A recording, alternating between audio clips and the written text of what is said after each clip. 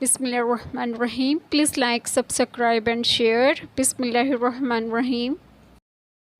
السلام علیکم. میری آپ سبھی سے التجا ہے کہ ایک مرتبہ درود ابراہیمی پڑھ لیجیے گا. بسم اللہ الرحمن الرحیم. اللہم صلی علی محمد وعلی آل محمد کما صلیت علی ابراہیم وعلی آل ابراہیم انک حمید مجید.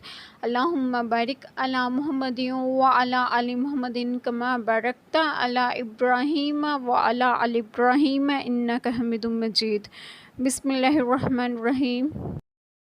اور جو لوگ اللہ اور اس کے رسول صلی اللہ علیہ وآلہ وسلم کو اور ایمان والوں کو دوست بنائے تو وہ اللہ کی جماعت میں شامل ہو جاتا ہے اور اللہ کی جماعت ہی غلبہ پانے والی ہے.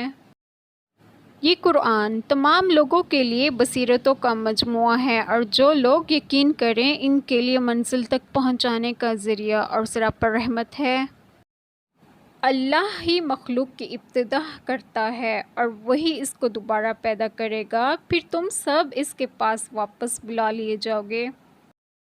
ہمارے لیے تو اللہ ہی کافی ہے، وہ عنقریب اپنے فضل سے ہمیں بہت کچھ دے گا.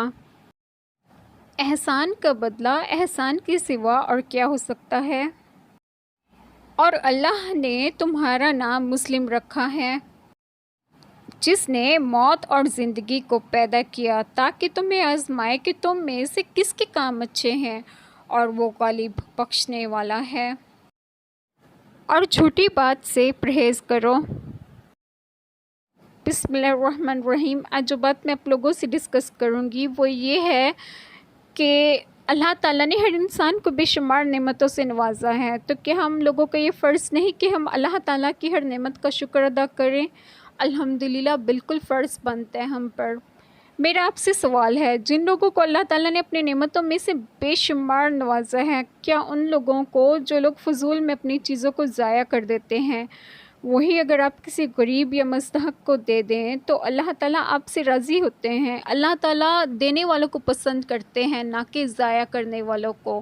لہٰذا عمل کریں کہ اپنی چیزوں کو ضائع مت کیا کریں بلکہ کسی غریب یا مستحق کو دے دیا کریں. اللہ تعالیٰ ہم سبھی کے تمام گناہوں کو معاف فرمائیں اور ہمیں صراط مستقیم کی راہ پر گامزن کریں، اور آپ سبھی کو آپ کے گھروں میں خوش و خرم رکھیں اور صحت و تندرستگی بھی دیں. آمین. جزاک اللہ خیر.